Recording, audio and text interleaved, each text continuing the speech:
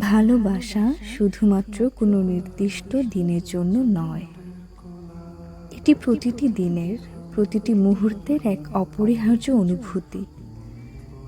আজকের যুগে ভালোবাসা নিয়ে যতটা আড়ম্বর ও আনুষ্ঠানিকতা বেড়েছে, ততটাই যেন কমেছে এর গভীরতা।